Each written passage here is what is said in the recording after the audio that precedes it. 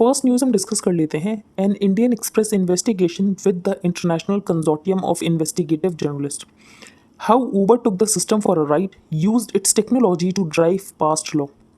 तो पहले हम डिस्कस करेंगे किल स्विच। किल स्विच क्या है? ऊबर का एसओपी। कोई भी क्राइसिस आए तो ऊबर का एसओपी है किल स्विच। अब किल स्विच में क्या होता है? फॉर एग्जांपल, ऊबर की अथॉरिटीज़ को ये पता चला कि ऊबर के ऊपर ऊबर के ऑफिस में टैक्स रेड होने वाली है। तो बेसिकली ये क्या करते थे, ये जो कंप्यूटर की एक्सेस है उसको डिनाई कर देते थे, जिसकी वजह से यहाँ पर अथॉरिटीज़ को कोई भी इंफॉर्मेशन ना मिल सके। तो kill switch a remote disabler. Kill switch is a remote mechanism to disable device program shut down computer access ahead of rates. और इस सिस्टम को इंडिया में भी यूज़ किया गया था जब 2014 में दिल्ली रेप केस हो गया था। तो 2014 में बेसिकली एक कैब ड्राइवर था जिसने यहाँ पर महिला का रेप कर दिया था और ये केस बहुत बड़ा बन गया था। तो hundreds of emails and internal communications of the Uber top brass reveal the panic inside the company's headquarters in San Francisco after a woman passenger was raped in an Uber cab by its driver। तो 2014 में तो पहले company ने क्या करने की कोशिश की? कंपनी ने इंडिया के सिस्टम के ऊपर ही यहाँ पर ये रिस्पॉन्सिबल ठहराने की कोशिश की कि इंडिया के सिस्टम की वजह से ऐसा हुआ। तो पहले कंपनी ने ये कहा कि इंडिया का फ्लॉड इंडियन सिस्टम है of background checks of drivers, जिसकी वजह से यहाँ पर ये इंसिडेंट हुआ। और इसने दूसरी बात ये कही कंपनी ने कि हम यहाँ पर और ज़्यादा सेफ्टी फीचर्स अपने ऐप के ऊपर इंट्रोड्यूस करेंगे, क्योंकि कंपनी को ये डर था कि अगर हमने डैमेज कंट्रोल नहीं किया तो इसका डोमिनो इफेक्ट हमें और भी कंट्रीज़ में देखने को मिल सकता है और ये जो रेपुटेशनल फॉल आउट है ये ऊबर की हो सकती है। तो immediately after the rape incident on December 9, 2014, जो ऊबर के head of public policy in Asia थे, उन्होंने यहाँ पर अपना एक ड्रामेटिक डिस्क्रिप्शन किया, that is not important for us. तो हमें ये देखने को मिला। फिर इन्होंने एक नया फीचर इंट्रोड्यूस कर दिया एसओएस का। Delhi government band it services. इस केस के बाद 2014 में ये जब केस हुआ उसके बाद दिल्ली गवर्नमेंट ने यहाँ पर ऊबर की सर्विसेज को ही बैन कर दिया, लेकिन बाद में यहाँ पर दिल्ली हाई कोर्ट ने इंटरवेंशन किया, उसके बाद यहाँ पर ऊबर के ऐप्स को अलाउ किया गया। Now records reveal that the company had serious apprehensions कि जो दिल्ली में बैन हुआ था उसका डोमिनो इफेक्ट देखने को मिल सकता है और भी अदर सिटीज़ में। अब इनको इस बात का डर था जिसकी वजह से इन्होंने यहाँ पर एक नया फीचर इंट्रोड्यूस किया था। इसके अलावा इनका ये कहना है कि इनके ऊपर टैक्सी के रेगुलेशंस अप्लाई नहीं होते हैं क्योंकि ये यहाँ पर टैक्सीज हैं ही नहीं। तो बेसिकली इनका ये कहना है इनके ऊपर किसी भी तरीके के रेगुलेशंस अप्लाई नहीं होते हैं। तो fact is that we are not taxis, hence taxi regulations do not apply to us. अब ये ऐसा सब कर कैसे पा रहे हैं कि इनके ऊपर कोई रेगुलेशंस ही अप्लाई नहीं हो रहे हैं? तो बेसिकली ये करते हैं लॉबिंग। तो टैप्ड इनटू ए स्प्रॉलिंग लॉबिंग नेटवर्क, जिसकी वजह से ये सब ऐसा कर पा रहे हैं और ये लूप होल्स का फ़ायदा उठा रहे हैं। सिग्निफिकेंटली देर आर 13 इंस्टांसेस जहां पर इन्होंने किल स्विच का यूज़ किया था। किल स्विच क्या है? An in house label for a process that shuts down local systems to firewall them from any probe. तो कोई भी प्रोब हो तो कोई इन्फॉर्मेशन ना मिल पाए, उसके लिए ये लोग किल स्विच का यूज़ कर रहे थे। ऐसा नहीं है कि सिर्फ इन्होंने इंडिया में ही किल स्विच का यूज़ किया है, इन्होंने बहुत सारी कंट्रीज़ में इसका यूज़ किया है। फिर यहाँ पर हमें ये पता चलता है, इनका ये कहना है कि जब ये इंडिया में आए थे तब रूल्स एंड रेगुलेशंस थे ही नहीं रिगार्डिंग सच प्लेटफॉर्म। तो we have long champion rules and regulations that reflect changing technology and interest of cities. लेकिन जब रूल्स एंड रेगुलेशंस थे ही नहीं और टैक्सीज़ के तो रूल्स एंड रेगुलेशंस इनके ऊपर एप्लीकेबल ही नहीं होते हैं, तो बेसिकली इनका ये कहना है कि इनके ऊपर कोई रूल्स एंड रेगुलेशंस लगते ही नहीं है। फिर हम आगे डिस्कस करते हैं। तो किल स्विच हमने डिस्कस कर लिया और ये सब हमने डिस्कस कर लिया, इससे ज़्यादा कुछ इंपॉर्टेंट नहीं है। एज सच इसका क्वेश्चन नहीं पूछा जा सकता मीन्स में कि ऊबर फाइल्स में क्या था, इसलिए हमने डिस्कस कर लिया क्योंकि इंडियन एक्सप्रेस इसका पार्टनर है। ये जो इन्वेस्टिगेशन हुई है तो इंडियन एक्सप्रेस बहुत दिन तक इस न्यूज़ को चलाएगा, तो आपको ये लगेगा कि इंपॉर्टेंट न्यूज़ है एस्केप हो रही है, तो ऐसा ना लगे आपको, इसीलिए एक बार हमने डिस्कस कर लिया वंस एंड फॉर ऑल। अब हम आगे चलते हैं। On paper for security but in car only for show. तो ऊबर के बारे में एक और बात पता चली है। Painted in read the panic button is a crucial safety feature जो कि व्हीकल्स में इंट्रोड्यूस किया था इन्होंने, लेकिन वो जो बटन है वो काम नहीं करता है।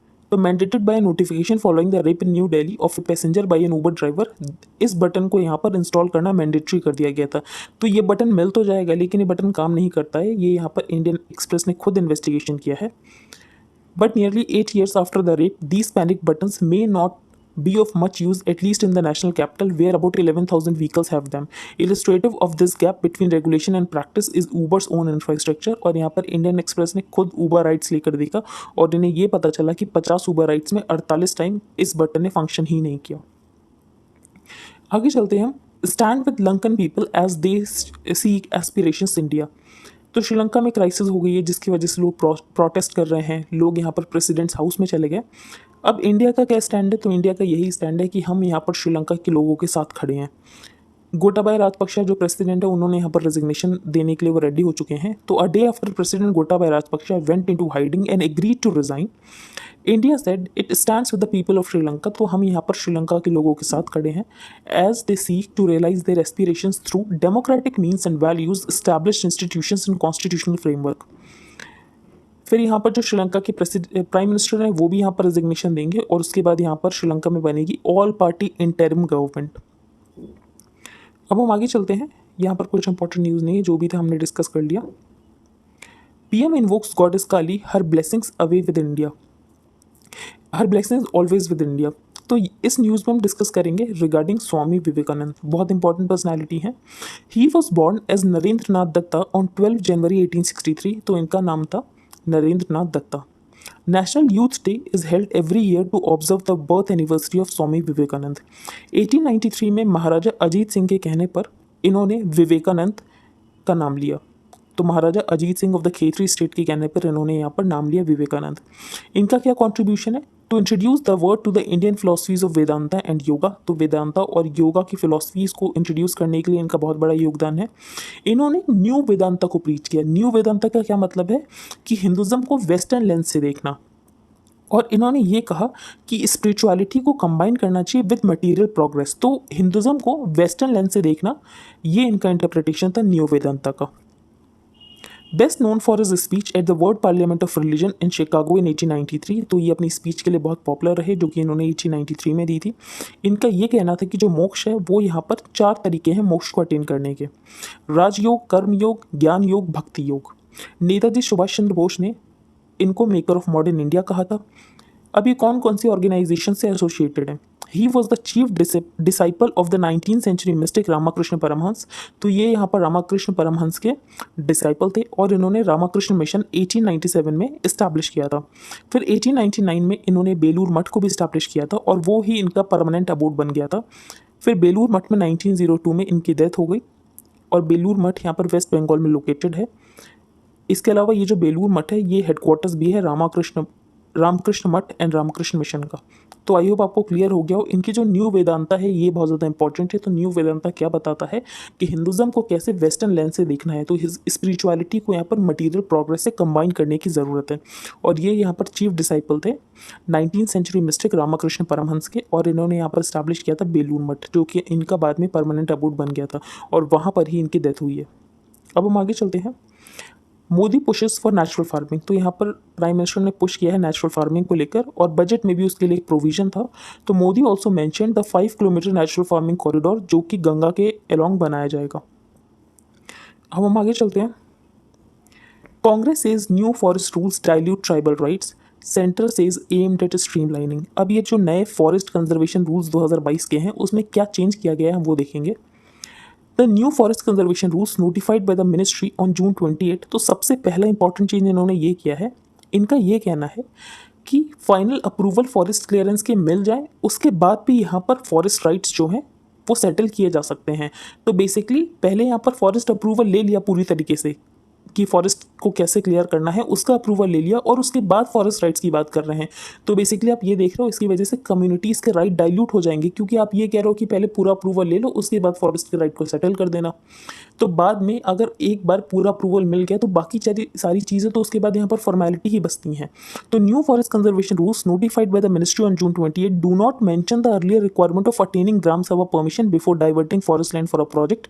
तो यहाँ पर ग्राम सभा की परमिशन की जरूरत नहीं है लैंड को डाइवर्ट करने के लिए, फॉरेस्ट लैंड को डाइवर्ट करने के लिए।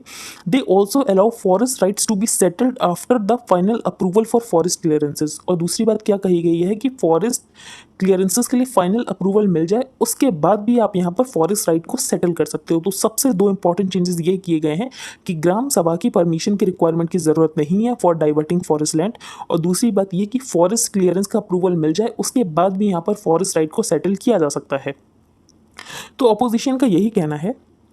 बेसिकली 2009 में एक रूल की बात की गई थी। वो रूल ये था कि किसी भी क्लियरेंस का अप्रूवल नहीं मिलेगा जब तक फॉरेस्ट राइट यहाँ पर सेटल नहीं हो जाते हैं। तो पहले बात की गई थी कि जब तक फॉरेस्ट राइट सेटल नहीं हो जाते हैं तब तक यहाँ पर फॉरेस्ट क्लियरेंस के लिए यहाँ पर अप्रूवल नहीं मिलेगा। तो बेसिकली इसको रिवर्स कर दिया गया है। तो इन 2009 Ramesh, who was then environment minister, introduced a rule that no clearance for diversion of forest would be considered unless the rights under the FRA 2006 were settled. This included acquiring gram sabha permission, और ग्राम सभा की permission ज़रूरी हो गई थी, लेकिन इसको यहाँ पर हटा दिया गया है। नए फॉरेस्ट कंजर्वेशन रूल्स लाए गए हैं। अब यहाँ पर सेंटर का क्या कहना है कि इससे ease of doing business promote होगा, लेकिन इसकी वजह से जो ईज़ ऑफ लिविंग है बहुत सारी कम्युनिटीज़ के लिए, वो यहाँ पर खतरे में आ जाएगा। But it will and the ease of living for the vast many. तो ये इशू है जो कि हमने डिस्कस कर लिया। अब हम आगे चलते हैं। Tamil Nadu governor says Aryan and Dravidian are geographical terms, और यहाँ पर ब्रिटिशर्स ने यूज़ किया था रेशियल डिवाइड क्रिएट करने के लिए। तो geographical regions north and south, जिसको नॉर्थ को यहाँ पर पंच आर्यास कहते हैं और यहाँ पर साउथ को पंच द्राविडास कहते हैं। तो इनका ये कहना है कि ये जानबूझकर ब्रिटिशर्स ने किया रेशियल डिवीजन को और ज़्यादा डिमार्केट करने के लिए। Were distorted to create a racial divide among the people to weaken the nation's unity. The country was systematically ruined by the British, who tried to divide people along several imaginary lines. और उसमें से एक line ये भी थी कि ये आर्यन और द्रविडियन वाली जो थियरी दी गई है। तो geographic regions north and south of the Vindhya range, known as Panch Aryas and Panch Dravidas respectively, were mischievously distorted to create racial divide among people, और जिसकी वजह से यहाँ पर जो कंट्री की यूनिटी हो जाए वो यहाँ पर डिवाइड हो जाए। ये हम डिस्कस नहीं करेंगे। It happened in Colombo. इस आर्टिकल में एक भी पॉइंट इंपॉर्टेंट नहीं है हमारे एग्जाम के लिए। टेमिंग द स्कर्ज, ये हम डिस्कस करेंगे। तो एक दिन हमने न्यूज़ डिस्कस भी की थी वर्ड पेज पर, आपको शायद याद नहीं होगा, बहुत छोटी सी न्यूज़ थी। Last week the university of Houston announce that its researcher have made significant improvements to a next generation cancer therapy, और जो कि यहाँ पर ट्यूमर सेल्स को तो किल कर देगा, लेकिन आसपास की जो हेल्दी सेल्स रहेंगी वो यहाँ पर पूरी तरीके से इंटैक्ट रहेंगी। The treatment uses genetically engineered और नेचुरली अकरिंग माइक्रोब्स, जो कि हैं ऑनकोलेक्टिक वायरसेस। तो ये नाम आपको याद रखना चाहिए, ऑनकोलेक्टिक वायरसेस किससे रिलेटेड है। तो ये यहाँ पर स्टडी की गई और जिससे ये पता चला कि ये ट्यूमर सेल्स को तो अटैक करेगा, लेकिन आसपास की जो सेल्स हैं वो यहाँ पर पूरी तरीके से इंटैक्ट रहेंगी, जो हेल्दी सेल्स हैं। फिर यहाँ पर ऑथर ने कहा है कि कैंसर में state of the art research की बहुत ज़्यादा ज़रूरत है। तो कैंसर की वजह से नियरली 10 मिलियन डेथ्स हुई थी 2020 में, और 6 में से एक डेथ कैंसर रिलेटेड ही होती है, और इसमें से जो 2/3 डेथ्स होती हैं वो लो और मिडिल इनकम कंट्रीज़ में होती हैं। इसीलिए हमें कैंसर में state of the art research की ज़रूरत है। तो for a large section of those who can access treatment, the high cost of modern day health care often mean a devastating financial burden. और उसके बाद अगर मेडिसिन बन भी जाती हैं तो उसके बाद जो कॉस्ट है वो बहुत ज़्यादा महंगी है, हेल्थ केयर की कॉस्ट बहुत ज़्यादा महंगी है। तो इसको यहाँ पर एक्सेसिबिलिटी होनी चाहिए, अफोर्डेबिलिटी होनी चाहिए। 2/3 of adults with healthcare debt who have had cancer or in their family have cut spending on food, clothing और other household basics। तो बेसिकली यहाँ पर जो इलाज कराने का खर्चा है वो बहुत ज़्यादा है। The covid pandemic has reignited debates on making health care equitable. तो हेल्थ केयर को यहाँ पर इक्विटेबल बनाने की ज़रूरत है, कुछ यहाँ पर रिफॉर्म करने की ज़रूरत है, पेटेंट सिस्टम को रिफॉर्म करने की ज़रूरत है। तो it's time the ground breaking work and research labs reaches people जो कि इस डिजीज से सफ़र कर रहे हैं। ये जो नेक्स्ट आर्टिकल है ट्रांजिशन एंड अनसर्टेनिटी, तो इसमें बेसिकली यही बताया गया है जो जीएसटी कॉम्पनसेशन एंड हो गया है। अब जीएसटी जब आया था तो स्टेट्स को ये भरोसा दिलाने के लिए कि स्टेट्स के अगर रेवेन्यू कम होंगे तो जो सेंटर है वो उनको कॉम्पनसेट कर देगा।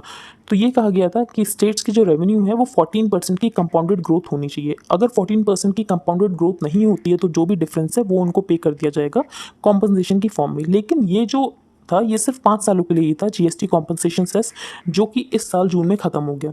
अब जो स्टेट्स हैं वो डिमांड कर रहे हैं कि ये जो कॉम्पनसेशन सेस इसको एक्सटेंड कर दो, लेकिन अभी तक सेंटर ने इसके ऊपर कोई डिसीजन नहीं लिया है। तो बेसिकली सेंटर के जीएसटी काउंसिल ने इसके ऊपर कोई डिसीजन नहीं लिया है।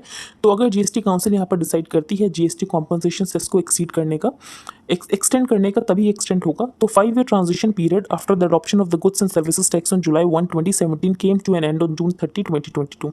और इसके बाद जो जीएसटी कॉम्पनसेशन सेस का एरा है वो पूरी तरीके से खत्म हो गया। जो स्टेट गवर्नमेंट है वो यहाँ पर ये कह रहे हैं सेंटर को कि 5 सालों के लिए आप इसको और एक्सटेंड कर दो, लेकिन अभी तक जीएसटी काउंसिल ने इसके ऊपर कोई डिसीजन नहीं लिया है। फिर इसके बाद यहाँ पर ऑथर ने डिफरेंट स्टेट्स की कंडीशन बताई है, तो वो हम डिस्कस नहीं करेंगे डिफरेंट स्टेट्स की कंडीशन। अब यहाँ पर ऑथर ने ये कहा है कि सेंटर अगर जीएसटी काउंसिल ये डिसीजन लेती है कि जीएसटी कॉम्पनसेशन सेस को नहीं एक्सटेंड किया जाना चाहिए, तो ऑथर का ये कहना है तो ऐसे में जो टैक्स डिवोल्यूशन है वो बढ़ाया जा सकता है। तो if the government does decide to step up tax devolution to the states in the near term instead of back ending it as was done in the last year, तो यहाँ पर जो सेंटर है वो टैक्स डिवोल्यूशन और ज़्यादा कर सकती है। तो ऐसे में जो जीएसटी कॉम्पनसेशन सेस नहीं मिल रहा होगा वो थोड़ा ऑफसेट हो जाएगा। अब हम आगे चलते हैं, डायरी फ्रॉम अ डेल्यूज। तो ये जो असम में फ्लड्स आई थी उसके रिगार्डिंग आर्टिकल है और ऑथर का अपना खुद का एक्सपीरियंस है, तो एक बार हम डिस्कस कर लेते हैं। तो जो हमारे एग्जाम के पर्पस इंपॉर्टेंट है हम सिर्फ वही डिस्कस करेंगे, पूरा एक्सपीरियंस नहीं डिस्कस करेंगे। Weather officers confirm that Assam and Meghalaya had by then recorded the highest June rainfall in 121 years. तो 121 साल में सबसे ज़्यादा बारिश हुई है, with 858.1 mm breaking the earlier record of 789.5 mm in 1966। तो बेसिकली फ्लड्स असम में पहली बार नहीं आई, इससे पहले भी बहुत बार फ्लड्स आ चुकी हैं। To put things in perspective, the government initiative to build embankments along the Barak to save Silchar from frequent floods was first seen in the aftermath 1966 में जब फ्लड आई थी उसके बाद यहाँ पर डाइक्स बनाना शुरू कर दिए गए थे। बेसिकली एक तरीके का बैरियर बनाना शुरू कर दिया था जिसकी वजह से जो पानी है वो ना भरे। तो various dykes along the town side of the coast of the river continued to be constructed in intervals from the 60s till the 80s। फिर यहाँ पर हमें फ्लडिंग देखने को मिली 1960, 1929, 1966, 85, 86, 89, 1991, 2004। तो आप देख रहे हो कितनी बार फ्लड्स आई हैं। तो हमें रिकरेंट पैटर्न देखने को मिलता है फ्लड्स का, लेकिन उसके बाद भी यहाँ पर अथॉरिटीज़ प्रिपेयर नहीं रहते हैं। तो प्रिपेयर होने की ज़रूरत है पहले से। जब आपको पता है किसी एरिया में हर साल फ्लड आ रहे हैं तो उसके लिए यहाँ पर आपके पास अर्ली वार्निंग सिस्टम होने चाहिए, लोगों को यहाँ पर सेफ प्लेसेस पर पहुँचाया जा सके, तो ये सिस्टम होना चाहिए। फिर यहाँ पर ऑथर ने ये बताया है कि एक कोई केस है वहाँ पर क्या हुआ कि डाइक को किसी ने ख़राब कर दिया। अब डाइक को ख़राब कर दिया जिसकी वजह से यहाँ पर पानी भर गया और उसके बाद एक दूसरे के ऊपर ब्लेम लगने लग गया कि कौन सी कम्युनिटी ने यहाँ पर डाइक को खराब किया। तो name of an otherwise obscure location Betugandi where the dyke had been breached suddenly became a global cynosure as the people who did the damage to the dyke and the majority of the towns folk swept with the floods belong to two different communities. तो basically जिसने यहाँ पर Dyke को damage किया होगा वो कोई और कम्युनिटी होगी और जिस डाइक के डैमेज की वजह से जिस कम्युनिटी को नुकसान हुआ वो यहाँ पर दूसरी कम्युनिटी होगी। तो ऑथर का ये कहना है अब इस इशू को यूज़ किया जाएगा सोशल फैब्रिक को डिस्टर्ब करने के लिए। तो यही ऑथर ने यहाँ पर बताया जो कि हमने डिस्कस कर लिया। नेक्स्ट हम आर्टिकल डिस्कस करेंगे वर्क ऑफ जस्टिस। तो नुपुर शर्मा ने जो यहाँ पर रिमार्क्स किए थे उसके बाद यहाँ पर सुप्रीम कोर्ट का ये कहना था कि नुपुर शर्मा ही रिस्पॉन्सिबल है जिसकी वजह से हमें कंट्री में वॉयलेंस देखने को मिला।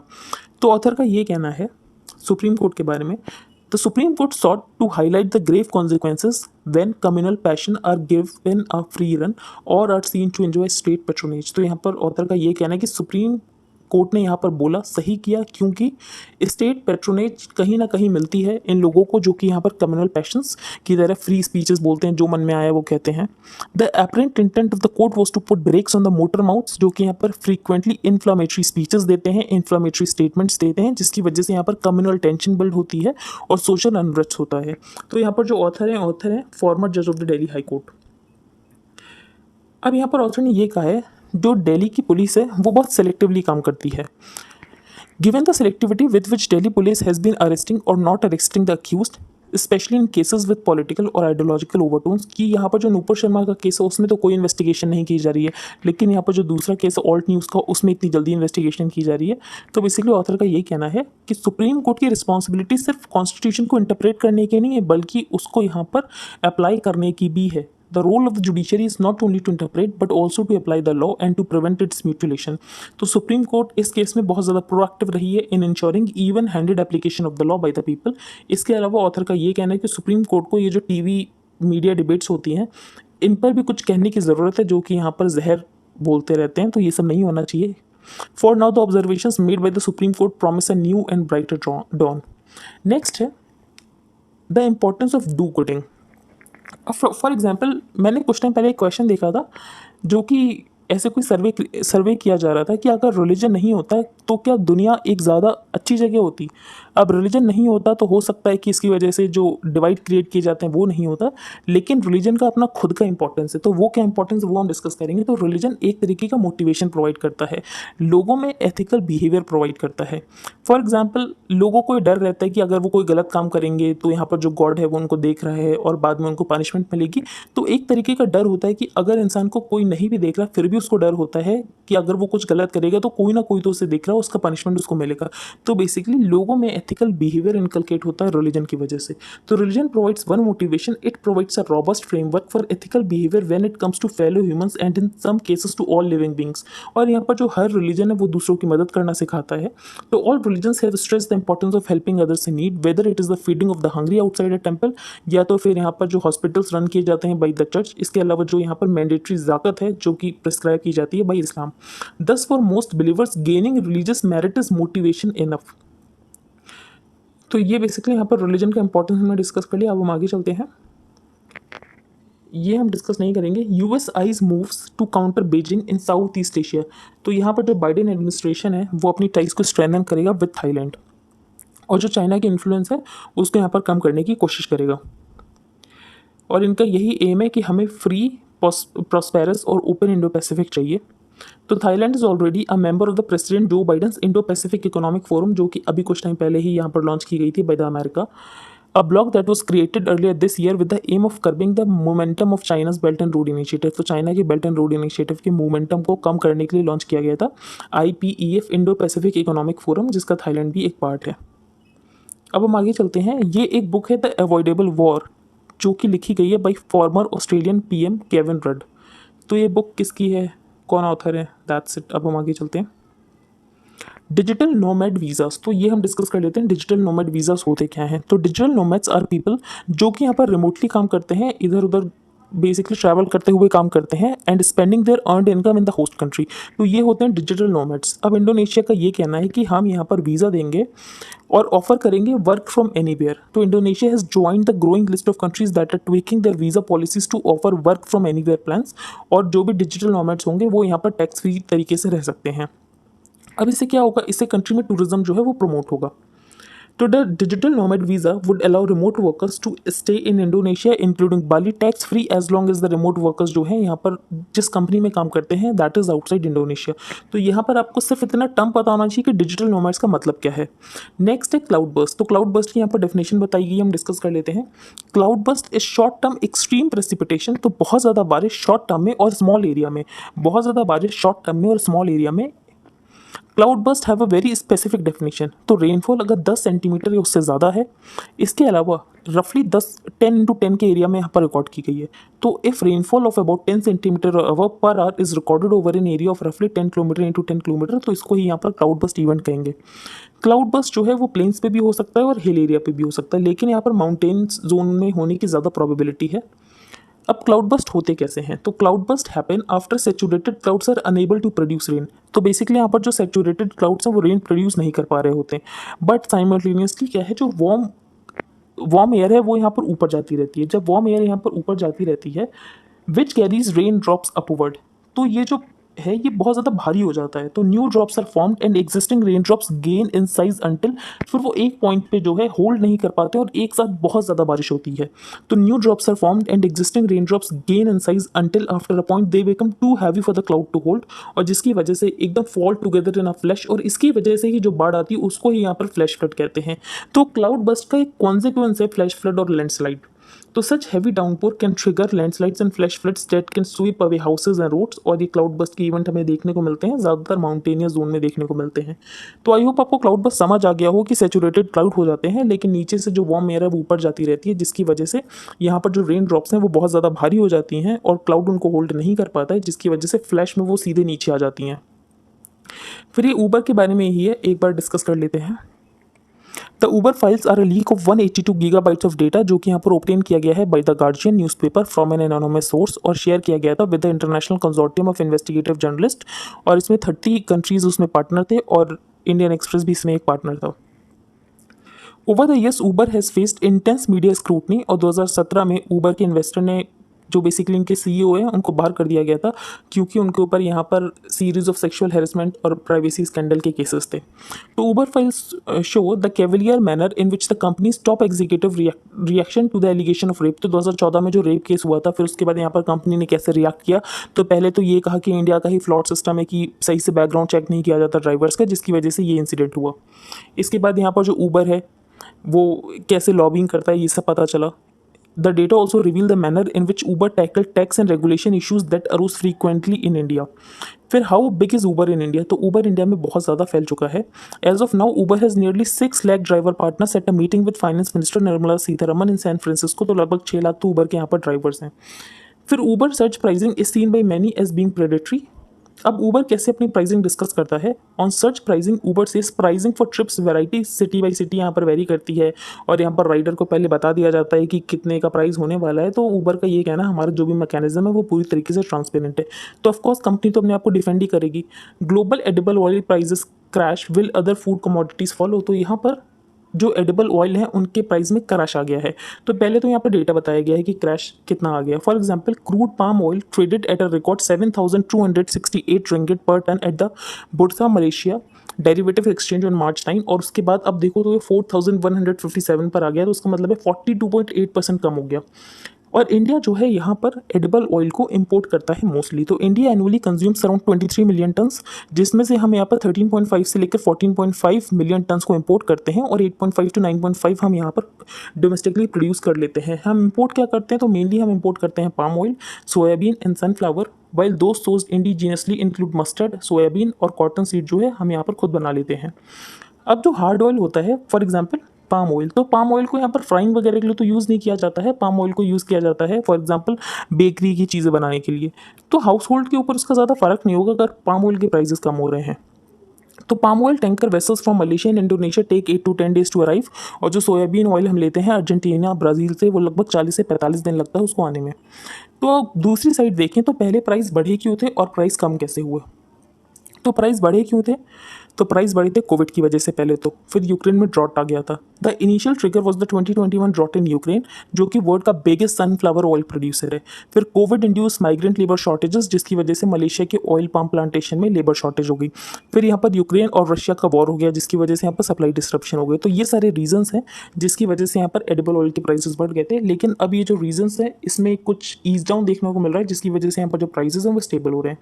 तो दो supply shock seem to be easing somewhat. Soybean production in Brazil, Argentina and Paraguay is set to recover this year. और जो इंडोनेशिया है उसने भी अपना जो बैन लगाया था कि हम पाम ऑयल को एक्सपोर्ट नहीं करेंगे, उस बैन को भी हटा दिया है, जिसकी वजह से जो सप्लाई है वो डिमांड के अलोंग आ रही है, और जिसकी वजह से यहाँ पर जो प्राइसेस है वो कम हो रहे हैं.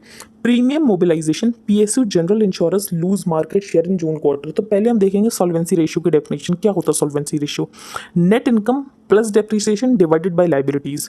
तो solvency ratio net income and depreciation divided by liabilities. तो ये होता है यहाँ पर सॉल्वेंसी रेशियो. सॉल्वेंसी रेशियो जितना ज़्यादा, इसका मतलब कंपनी की उतनी ही ज़्यादा फाइनेंशियल कैपेसिटी है कि कंपनी यहाँ पर क्लेम्स को पे कर सकती है. तो net income and depreciation divided by liabilities is the financial capability of an insurance company to meet its obligation. और जितना ज़्यादा इसका रेशियो है, इसका मतलब ये है कि कंपनी फाइनेंशियली साउंड है और कंपनी यहाँ पर अपने वैलिड क्लेम्स को पे कर सकती है. IRDAI मैंडेट के अनुसार जो सॉल्वेंसी रेशियो होना चाहिए वो 1.5 होना चाहिए. अभी हमें ये पता चला है जो पब्लिक सेक्टर इंश्योरेंस कंपनीज हैं जिन्होंने इंश्योरेंस सेक्टर को मोनोपोलाइज कर रखा था, वो अपना मार्केट शेयर जो है वो खत्म कर रही हैं, और उनका जो मार्केट शेयर है वो यहाँ पर प्राइवेट सेक्टर के पास जाता जा रहा है. तो well the market share of the private companies rose to 51.82%. लेकिन यहाँ पर जो जनरल इंश्योरेंस कंपनीज है, PSU जनरल इंश्योरेंस कंपनीज, उनका जो मार्केट शेयर है वो यहाँ पर कम हो गया, और उनका मार्केट शेयर सिर्फ यहाँ पर 37.85% बचा है. तो well the market share of private companies rose to 51.82, PSU general insurance lost the market share to 37.85%. तो ये आपको पता होना चाहिए. आपको यहाँ पर सॉल्वेंसी रेशियो पता होना चाहिए. तो अगर हम एक बार डिस्कस करें तो आपको क्या याद रखना है आज की न्यूज़पेपर में? तो ऊबर के बारे में आपको कुछ नहीं याद रखना है, बस आपको 2 सॉफ्टवेयर के नाम याद रखने हैं, और किल स्विच किससे एसोसिएटेड है ये आपको याद रखना है, और यहाँ पर 2 software Caspar and replay. That's it. इससे ज़्यादा आपको कुछ याद रखने की ज़रूरत नहीं है. ये श्रीलंका वाली न्यूज़ भी ऐसा इंपॉर्टेंट नहीं है, जो भी था हमने याद रखने वाली वो हमने डिस्कस कर लिया. फिर यहाँ पर स्वामी विवेकानंद के बारे में जो फैक्ट्स हैं दैट इज़ वेरी इंपॉर्टेंट, वो आपको याद रखना है कि उनका नाम था नरेंद्र नाथ दत्त था. फिर उन्होंने यहाँ पर बेलूर मठ को इस्टेब्लिश किया था, जो कि उनका परमानेंट अबोर्ड था. उनकी बर्थ एनिवर्सरी वाले दिन यहाँ पर नेशनल यूथ डे सेलिब्रेट किया जाता है. तो ये सब आपको पता होना चाहिए. उन्होंने यहाँ पर न्यू वेदांतों को प्रीच किया. तो ये सारे फैक्ट्स आपको पता होना चाहिए. बाकी हमें नेचुरल फार्मिंग को प्रमोट करना है, दैट इज़ इंपॉर्टेंट. फिर यहाँ पर फॉरेस्ट कंजर्वेशन रूल्स में क्या चेंज किया गया है? तो पहला तो ये चेंज किया गया है कि पहले आप पूरी तरीके से अप्रूवल ले लो, उसके बाद यहाँ पर फॉरेस्ट राइट को सेटल किया जा सकता है. और दूसरी बात, ग्राम सभा परमिशन की ज़रूरत नहीं है लैंड को डाइवर्ट करने के लिए. तो ये यहाँ पर दूसरा चेंज किया गया है, जो कि बहुत इंपॉर्टेंट चेंजेस हैं. फिर यहाँ पर हमने ये देख लिया जो आर्यन और द्रविडियन टर्म्स है वो यहाँ पर ब्रिटिशर्स ने यूज़ किए थे डिवाइड क्रिएट करने के लिए. ये हमने देख लिया जिसका कि नाम है ऑन कॉलेक्टिव वायरसेस। तो ऑन कॉलेक्टिव वायरसेस आपको प्रीलिम्स के पर्सपेक्टिव से पता होना चाहिए। जीएसटी कॉम्पनसेशन से हमने डिस्कस कर लिया कि 5 सालों तक यहाँ पर 14% कंपाउंडेड ग्रोथ होनी चाहिए थी स्टेट्स के रेवेन्यू में, और अगर नहीं होती है तो जो सेंटर है वो यहाँ पर सेस प्रोवाइड करेगा। फिर यहाँ पर जो डाइक्स हैं, डाइक्स को यहाँ पर डिस्ट्रॉय कर दिया गया था असम में, ये केस हमने देख लिया। रिलीजन का इंपॉर्टेंस कितना ज़्यादा होता है ये हमने देख लिया। अब हम आगे चलते हैं। ये हमने एक बुक देख ली अवॉइडेबल वॉर, जो कि यहाँ पर लिखी गई है by former Australian PM Kevin Rudd. फिर डिजिटल नोमैड क्या होते हैं? तो डिजिटल नोमैड बेसिकली जो लोग हैं वो कहीं से भी काम करें, टेक्नोलॉजी का यूज़ करके वो कहीं से भी काम कर सकते हैं। तो इंडोनेशिया ने इस वीज़ा को यहाँ पर इंट्रोड्यूस किया है और इसको टैक्स फ्री बनाया गया है, जिसकी वजह से यहाँ पर इनका टूरिज्म जो है वो बूस्ट होगा। फिर यहाँ पर नेक्स्ट हमने डिस्कस किया क्लाउड बस्ट। तो क्लाउड बस्ट क्या होता है? तो बहुत ज़्यादा बारिश ओवर अ स्मॉल एरिया, तो उसको यहाँ पर क्लाउड बस्ट कहते हैं। शॉर्ट टर्म के लिए बहुत ज़्यादा बारिश ओवर अ स्मॉल एरिया, तो बेसिकली 10 सेंटीमीटर है उससे ज़्यादा 10 किलोमीटर इंटू 10 किलोमीटर के एरिया में। और क्लाउड बस्ट हमें ज़्यादातर माउंटेन के एरियाज़ में देखने को मिलते हैं। फिर यहाँ पर जो प्रीमियम मोबिलाइजेशन वो हमने डिस्कस कर लिया। सॉल्वेंसी रेशियो क्या होता है? तो सॉल्वेंसी रेशियो होता है net income plus depreciation divided by net liabilities. तो ये यहाँ पर होता है solvency ratio. Thank you and have a nice day.